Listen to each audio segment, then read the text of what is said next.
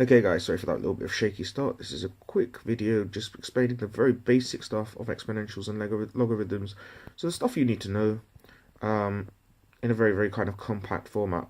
Now I've already done a video on exponentials and logarithms, mainly just talking about how to turn a exponential equation or a logarithmic equation into a quadratic. But this is kind of much more an overview. These are the things you need to know rather than here's how to apply it in one particular context. So that's the difference between the two. It's almost like that's more like a part 2 or an extension, and this is the part 1. Let's start.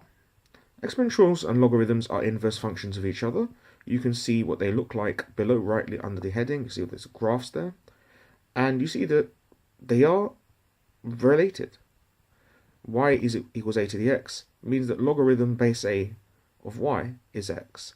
They're inverse functions of each other and they cancel each other out. So you can see that a little bit down on the right hand side, where you see we talk about two specific ones, e to the ln x equals x and ln e to the x equals x. That's two.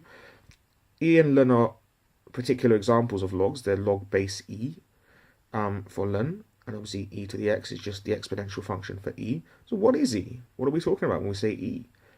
E is a very special number indeed.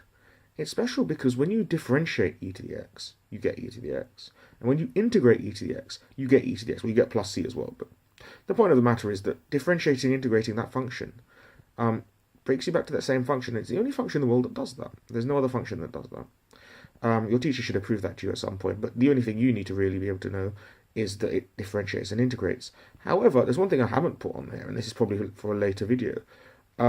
That's not true for e to the 3x precisely, or e to the 5x. The differential of e to the 5x will be 5e to the 5x. That's because of something called the chain rule. I will do a video on that, definitely, in the upcoming. But e to the x differentiated is e to the x. E to the x integrated is also e to the x. And that's what makes e to the x special. It's that only function that does that.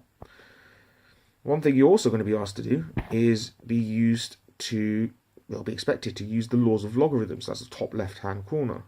They're all pretty easy to understand. I've numbered them 1, 2, 3, and that's how I refer to them in class. First law, second law, third law. Those are not official rules or anything. You should not be quoting them, saying this is the second law of logs, or anything like that. But it's just easy for us to remember that that's 1, 2, 3.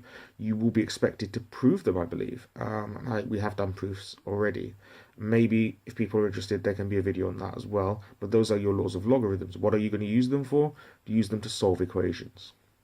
Coming on to the point of solving equations, we can use them to solve exponential equations. We can use logarithms to do that.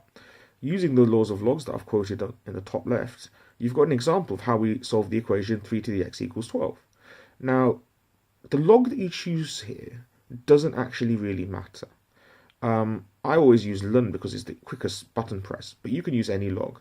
Now, the only difference with that is that if you make it the same base, so it's like log 3, that might be a little bit faster. For that example, just thinking about that particular example. But I just use ln because it's a 2 or 3 step thing. You can do it pretty quickly.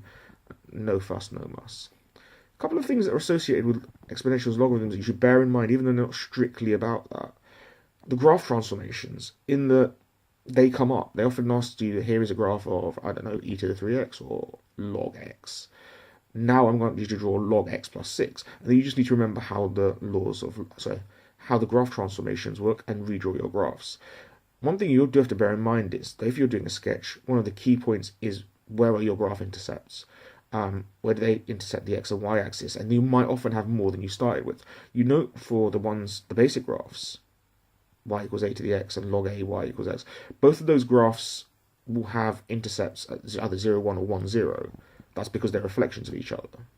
But if you move those graphs, obviously those lines will interact with the x and y axis in different places, not just the one place. So you've got to be careful of that. Two things left to talk about. Indices, all the index laws are still true, and you should use them. I've talked about this in some considerable detail on the question video that I made a couple of weeks back. So look at that if you want to see how I apply this. But just general ideas of like multiplying powers means that one power can be put in a bracket. One thing can be raised to the power, put in a bracket, and raised to the second power. And that's very useful to turn exponential questions into quadratics by doing something called an auxiliary equation. Looking at this, there's a lot more than this, to be honest with you. That was the basics rattled through at about 1,000,000 miles an hour. I think it's almost more effective just to have a look at the notes and say, okay, fine, these are the kind of things I need to understand. From here, I hope to do a few more videos kind of explaining a lot more of this stuff in detail. But for now, if you look at this image, and you know these things, and you understand all the bits and bobs that are going on in there, you're not in entirely the worst place in the world. Alright, so I'll see you probably